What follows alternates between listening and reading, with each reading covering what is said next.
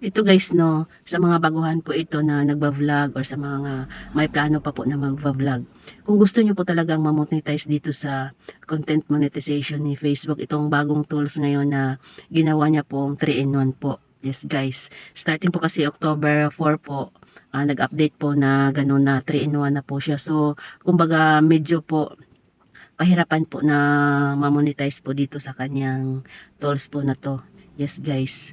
Ang tips ko lang po na maibibigay guys para po tayo ma-monetize agad dito sa kanyang tools na to na 3-in-1 na po, kung saan po andoon na po yung ads on reels, bonuses at saka po yung in-stream ads, ay mag-upload lang po tayo ng video guys na original. Then dapat may upload tayong isa sa kanyang reel, sa kanyang bonuses, sa kanyang mga picture po, text post po, under po yan siya sa bonuses po, at saka isa pong video ng long form video po na in-stream ads. Sundin lang po muna natin si Facebook sa kanyang mga hinihingi po sa atin para po tayo ma-monetize po dito sa kanyang tools na 3-in-1 po. Ito po kasi yung tools na mga malalaki yung kita dito po sa Facebook po. Ito pong ads on reels, bonuses, at saka po yung in-stream ads po, yung video po na long form video po.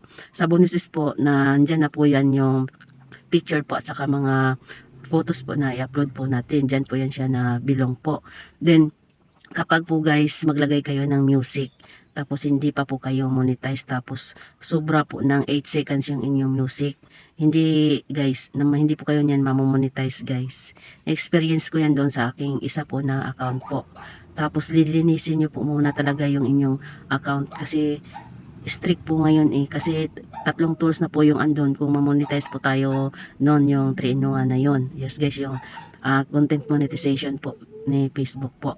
Kaya kung may mga video kayo na matagal na ano nyo po guys, i-delete nyo po yung may mga sounds na feeling niyo na mahaba yung sounds na nandun po. Kasi number 1 po yan siya na hindi po tayo ma-monetize dyan guys. Naranasan ko na yan doon sa aking isang page po. So, nung dinelete ko na siya, na-monetize na po yung isa kong page na yon. Yes guys, then mag-request na din kayo kung mag-request na din kayo guys na gusto niyo po magkaroon ng gano'n na tools po. Yan guys, o tingnan nyo yan. May violation din yan, yung nakalagay sa page lang po siya. Meron lang po yan sa page, wala po yan sa profile po yan. I-click nyo po yan kasi yung akin dyan, na-click na po, na-delete ko na po siya. Mawawala yan siya guys kung wala na po kayong violation. Pag mayroon po kayong violation, lalabas po yan siya po. Yun na po guys, sana po nakatulong para po ma-monetize po kayo sa content monetization po ni Facebook na 3-in-1 na po dito sa kanyang platform po.